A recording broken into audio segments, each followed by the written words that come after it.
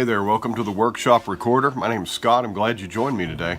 Today I'm going to be working on a new project. This is a 1/144th scale SHCH class Series 5 submarine, Soviet submarine from World War II. The SHCH is short. I don't know how it's pronounced in Russian, but it's short for pike. And so this class of submarine is often called the Pike class or the U class, whatever the U is in Russian. I'm just going to call it the SHCH class, and you'll know what I'm talking about.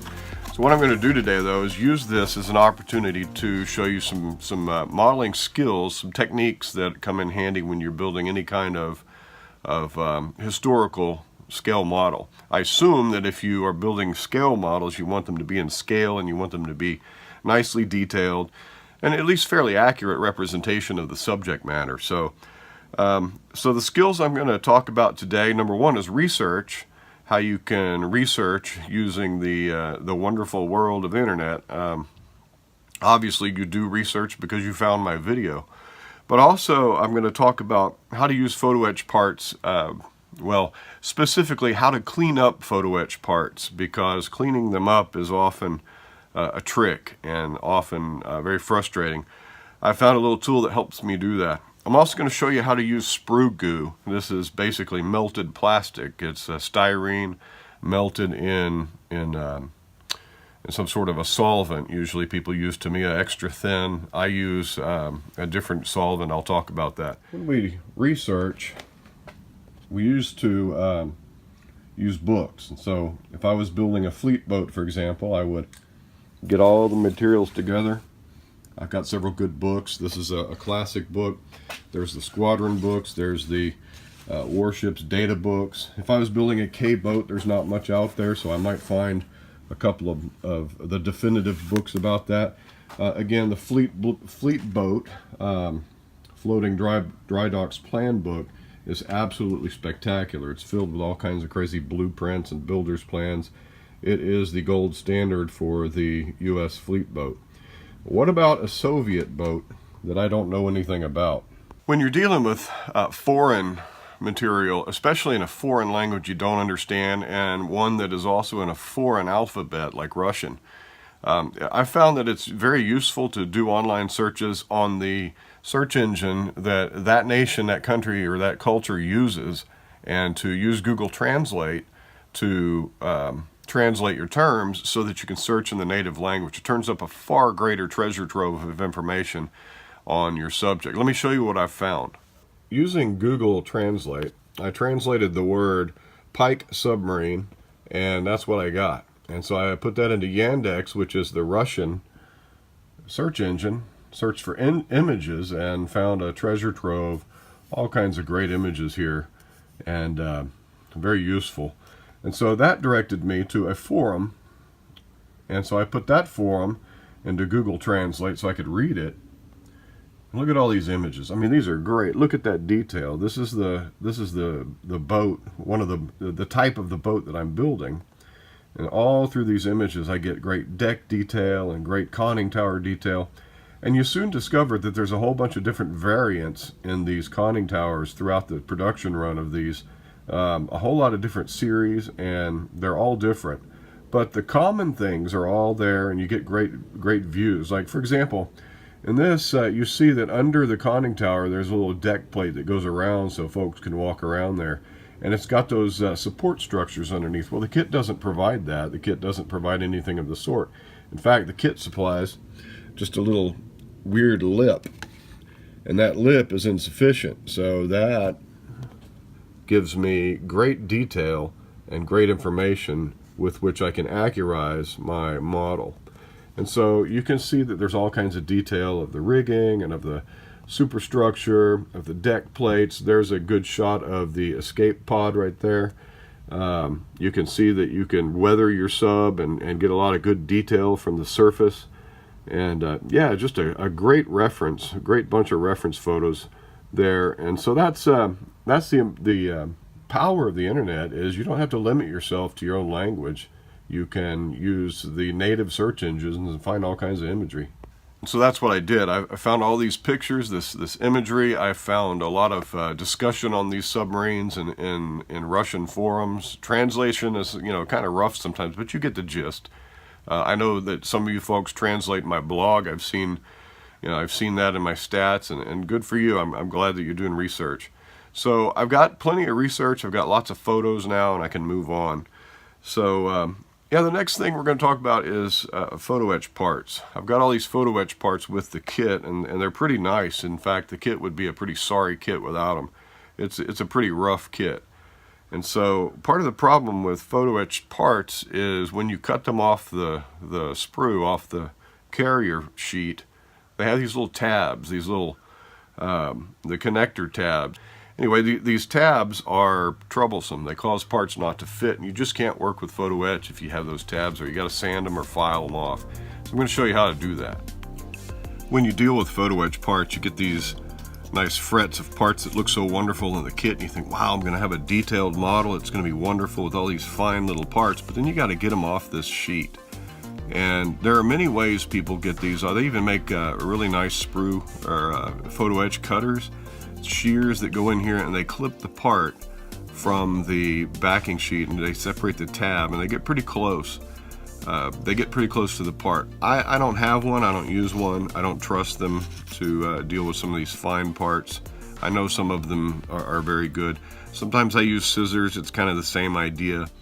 But for the most part, what I like to do is put my part on my cutting mat and simply get right up close to the edge of the part on that little tab there with a fresh knife. You know, you go through a lot of blades, and I know people say, oh, you should cut on glass. If you cut on glass, you're going to break the tip of your blade. You're going to dull your blade. It works, but it's at quite a hassle. So I use on my cutting mat, and I just go in here, and let me find one that I'm going to need. And I don't want to cut one off and lose it. So we'll do this little hatch here. And so I'll just get right up against that part and press down until you hear it snap. And people are going to say, we're going to bend your part. Well, there's remedies for that if you do bend a part. Just get right in there and cut until you hear the snap.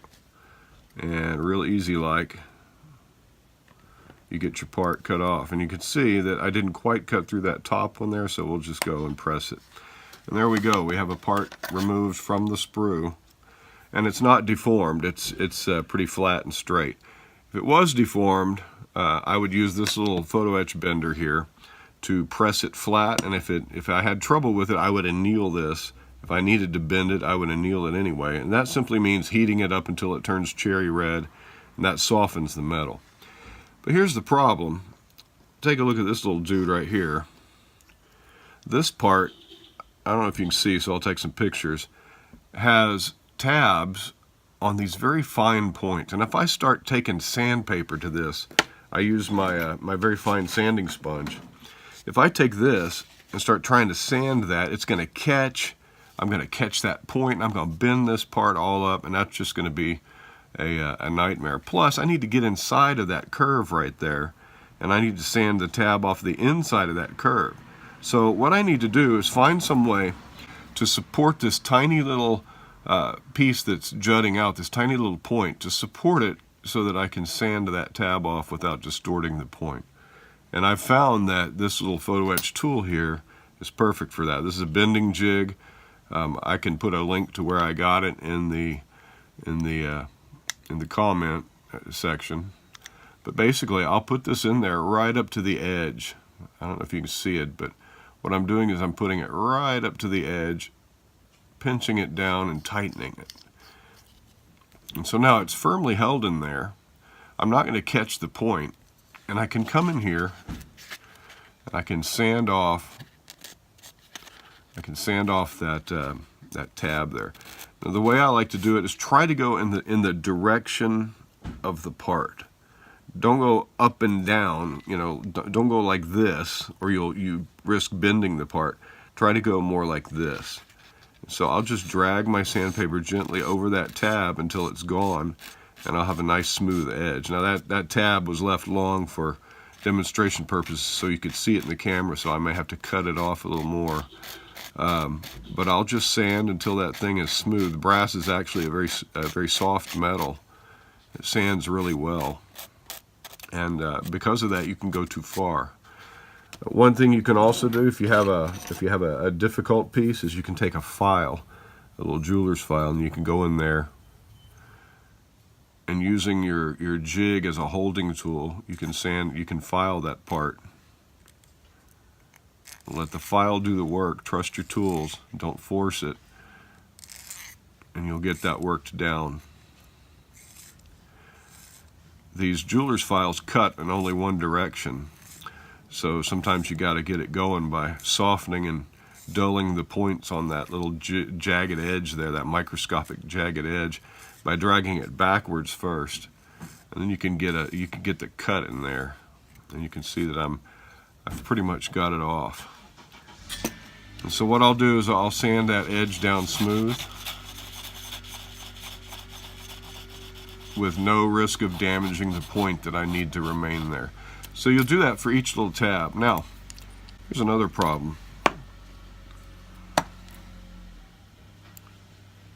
Now we have a smooth outside on this part, but on that inside curve, man, that's going to be a tough one there, because that's going to be hard to get in there with a flat piece of sandpaper. So what I'll do is I'll take this one, and again, I'll clamp it into my holder here so that I can access that tab. But I'm going to clamp it so that I support that entire piece that I want to keep and not bend. So you can see how I've clamped it there so that this entire point on this side is supported by the jig and held firmly. And now I can go in there with a small piece of foam sandpaper that I've held in these hemostats. If you don't have hemostats, I really suggest you find some, because these are very excellent to have. And so that tab's a little long in there, so I may have to file it, but I'll go in there very carefully, because I can get in there with this sandpaper that's curved, and I can work that down.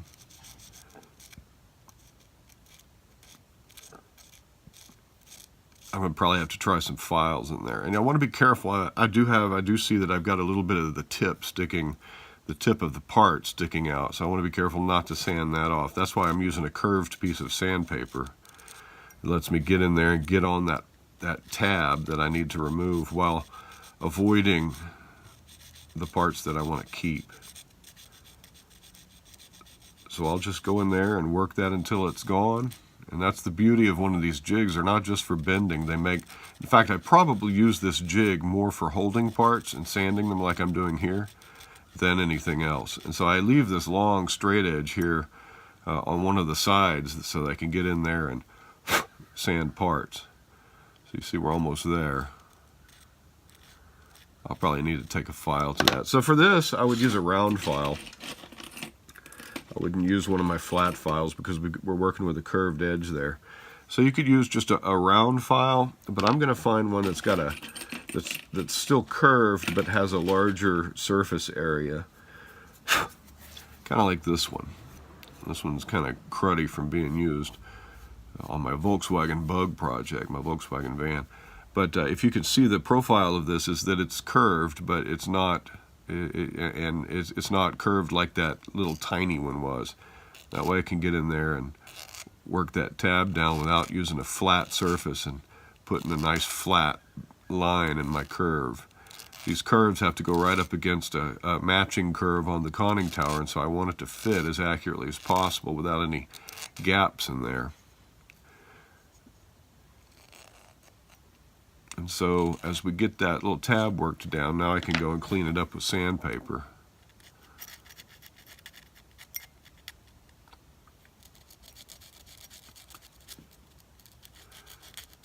It's a lot of work, but if you want to have excellence in your scale modeling, sometimes you got to do all the work. These photo etched parts aren't just the end-all, be-all of scale modeling. Sometimes they're quite frustrating. Okay, so we've got it mostly clean there.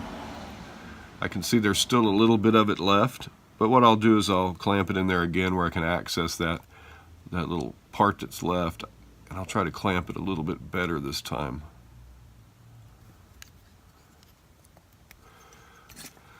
So once again, my part's supported by the jig, and I'm not going to bend anything if I go cautiously. And I can get in there and clean it up. Now this is real easy if you've got a straight part. If you've got railings, or like I've got these panels here that represent flood holes in the conning tower, those are like, you know, child's play. That's easy to work on those.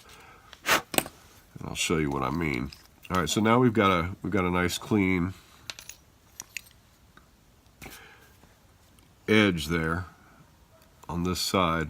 Both sides are smooth. You can run your finger across there and not feel any kind of snag.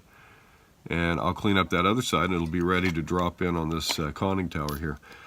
These straight parts though they look like they don't have any tab on them, you can run your finger across and they catch. And if I try to drag them across my mat here, you can see that they go all crazy different directions and they have resistance because those little tabs are grabbing onto the rubber mat. And so I'll take these as well. And pardon me, like I said, I have a cold. I'll take these as well and I'll just put them in there so that the part is supported. And I'll put the majority of the part in there, tighten it down, and then just come in and literally sand that tab smooth. It doesn't take much if you cut these tabs close to the part. Check it by running your finger across it, and we're done with that side. It's the beauty of this jig, man. I really enjoy this jig. It's a great bending tool. It's a great holding tool. I've used it for all kinds of crazy things it was not designed to do. And I strongly suggest that if you work with photo-etched parts of any kind, that you get you a jig of some sort that can do these kinds of things for you. That part's ready to install. Now what I'll also do with these photo-etched parts, if I'm going to glue these to a flat surface, and I'm not going to actually, you know, solder them together or use any kind of, I need this to be glued to a flat surface. I'll take and just rough it up a bit with sandpaper, just for good measure. And the way I'm going to glue these parts onto the sidewalls of this conning tower, I'll show you where they go. These parts represent the sidewalls of this superstructure right here. So it would drop in right about there. All these parts are loose in here, as you can see, but it'll go right in there. And I will glue it in there with I would use either a clear varnish or I'll use this Mr. Metal Surface, Mr. Metal Primer R. This is basically a clear coat that goes over your metal parts and sticks really well to photo etch, better than paint, so that you can paint over these and not have the paint peel up as frequently. It'll still peel up if you're brutal with it. But this stuff is good stuff for gluing parts too if they're not going to be under any kind of stress, especially if you glue flat parts to flat parts. This is excellent stuff because it dries so thin it doesn't leave any kind of tidal marks or any kind of ridges like thin CA might do. Also, you have some work time with that kind of stuff. You can move parts around and you can clean it up with solvents, and so you can't do that so easily with cyanoacrylate glue. You can use the debonder, but sometimes that attacks the plastic. So I like that stuff. So there's a little bit about photo etched parts. I'll clean these up, continue to take these tabs off, and let's move on to show you the next thing we're going to talk about. Here's the hull, and I've assembled the hull. These micro-mirror kits are notorious for their almost limited run type molding. This is an interesting hull because it if you look in the light, I don't know if you're going to be able to see this on camera. I doubt you will. But if you look in the light, I'm trying to see it on the screen there. I can't find any example of that. But I can clearly see it looking down this hull that there are, you can see the formers and the ribs that the original model maker apparently used to build up this hull by hand, the master. And they're actually really nice. They look like they're very to scale and where they ought to be according to scale drawings. I just wish you could, and along the superstructure you see the vertical ribbing. You can't really, you're not going to be able to see that in the finished model, I'm afraid. But anyway, that sure would be nice to have on these micro-mirror kits. But they are rather crudely molded, and there's a lot of flash. And this is seam. In order for Micromer to get this kit either in their injection molding machine that they use, their service doesn't have a big enough molding machine, or in order to get them into their little boxes they use, these little short boxes, that's not going to fit if they molded the thing in one piece. So they had to mold it in two pieces, or in two halves, which is 4 pieces, which gives you a trouble spot. Look at that awful, awful seam. You want to make sure that you get everything aligned, and that gives you a lesser problem to deal with. If I have to deal with taking this thing off, it's going to be a hassle. If I have to mess with building a new keel, that's too much work. If I have to mess with building new superstructure, forget it, I'll toss the kit. What I can do is fill this gap. So if you align everything, you're left with gaps, and some of it's pretty significant. And you could fill this gap with a number of things, CA, filler putty. I use Bondo glazing putty for a lot of filling. But I'm going to be filing and shaping and scribing and wanting a sharp edge right here on each side of this bulge here. I'm going to need a sharp edge. I'm going to need a sharp edge here where the superstructure meets the hull. And I'm going to need to be able to scribe detail back into this area.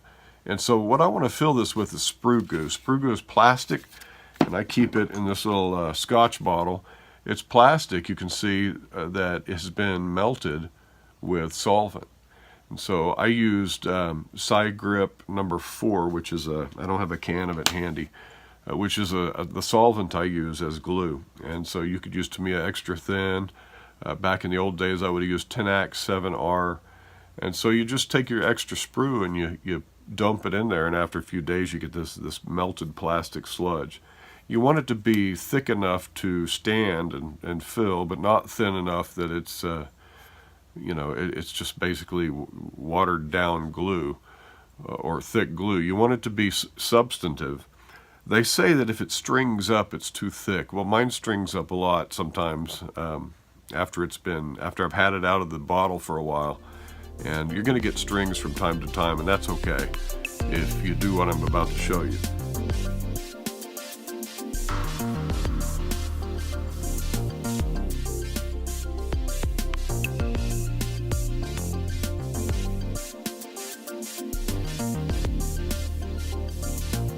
The key with any kind of filling, in my opinion, is not to destroy all the detail that you're trying to save by sanding your filler down, or not to cover it up when you apply your filler. So I mask, and as I mask, that gives me a nice clean edge. When I put my filler down, I peel the mask off, and I only fill the areas that I need to fill. And that helps me when I come back to clean up. I haven't destroyed all my detail. I don't have a lot of excess filler that needs to be sanded. So let me show you what I do. Just get myself some masking tape. I use this cheap Inks Autographics tape for most masking. It's very thin. You can use it as you would what they call the kabuki tape or the Tamiya tape. You could also use this MT replacement for what it's basically the same stuff as Tamiya tape, or you could use your expensive Tamiya tape if you have money to burn. I don't, and so I use what I find saves me some money. And what I'll do is I'll cut it into some strips. The thinner the tape, the better it conforms to compound curves.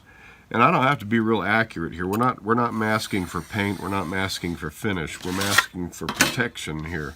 And so I don't really care if I get all kinds of crazy bubbles or anything in my mask. But what I'm going to do is I'm going to come in here and lay this down where I don't want my filler to go. And so if I can get it to uncurl off my fingers, I'll show you. I'll get it pretty close to the area I want to fill, and I'll just work that around. Again, you don't really have to conform to the shape of the kit so much, because all we're doing is keeping the filler in one spot.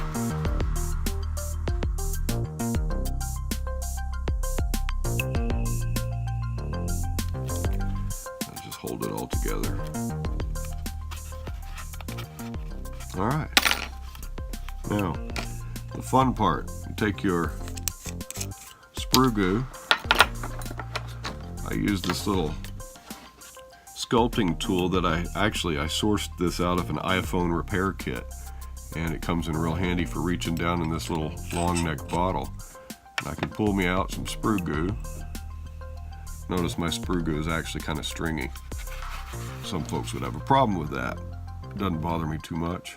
And I'll just kind of spackle it on there. And so you see I can work quickly, I can work easily. I don't have to be too concerned. Let me get this back in the frame. I don't have to be too concerned about where it's going because I've got my mask on there.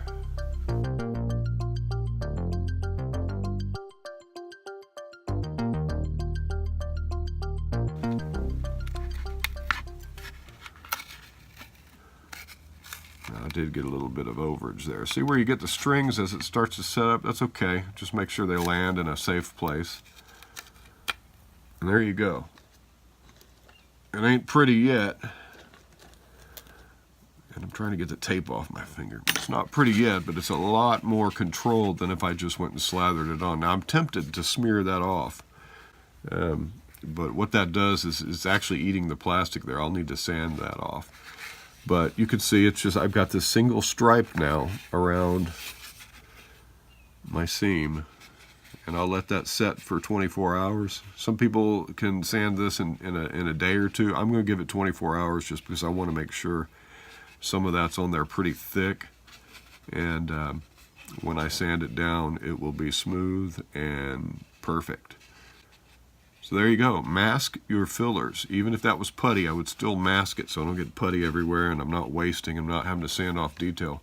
One of the things I would be concerned about is this hole right here. On both sides, there's one of these limber holes. You don't want to be filling that in with putty if you're just slathering it on there. So yeah. Now let me talk to you about another benefit of using Sprue Glue that I've found recently. It's been touted online, and scale modelers critique groups always talking about it.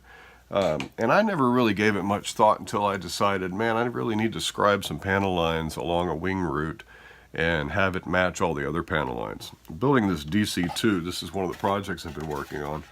The DC2 is forerunner, obviously, to the DC3.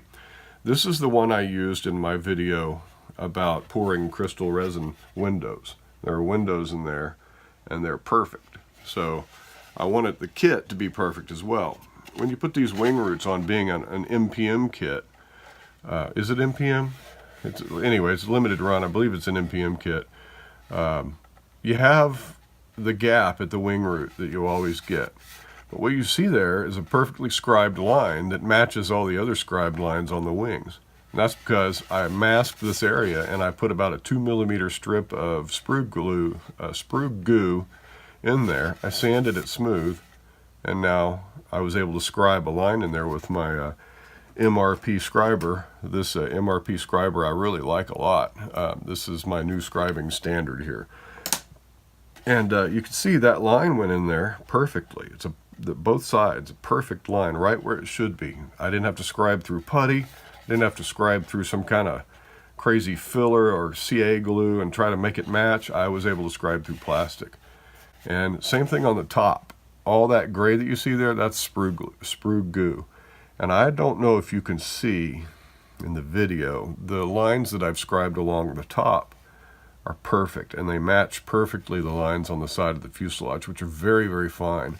So that's going to be a real nice example of Sprue Goo. I'll take some pictures of this so you can see it.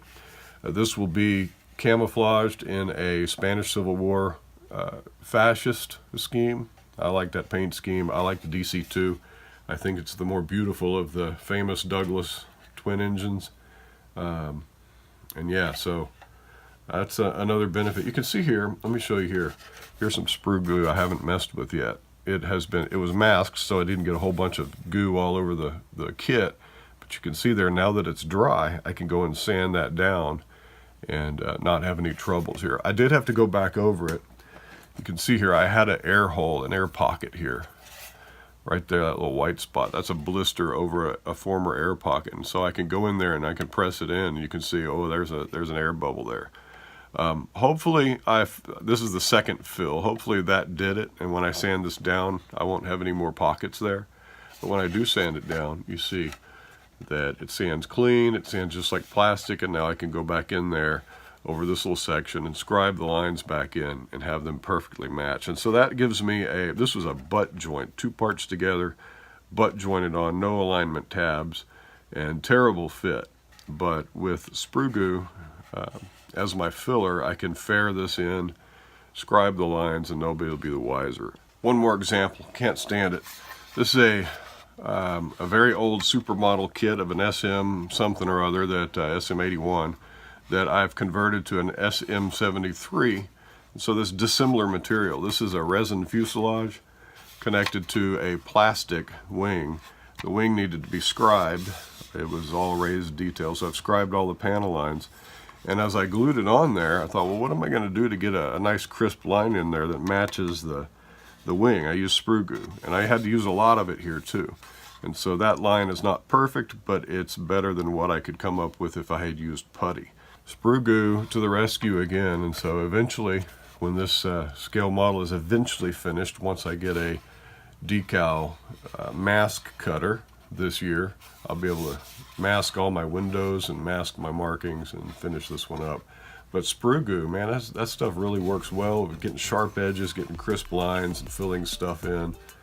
And I'm a convert. These micrometer submarines are really fun to build. I've built several of them you can find in my video section. They come with a real simple instruction sheet. They're simple kits, but they do require a nice challenging bit of work that will really develop your scale modeling skills. And so that's what I'm about here. That's why I like to try to share some of my techniques. Now, my techniques aren't always the only way to do things, and that's the way in all scale modeling is, I might do it one way, you might do it another way, and your way might be better. It might work better. That's how we learn. So I'd love it if you'd share with me your methods, if you'd tell me what you think I'm doing wrong, how I could improve. That's how we improve, is criticism and critique and dialogue. And so, yeah, leave me some comments, subscribe to my channel. Appreciate you stopping by, and I'll talk to you next time. Bye-bye.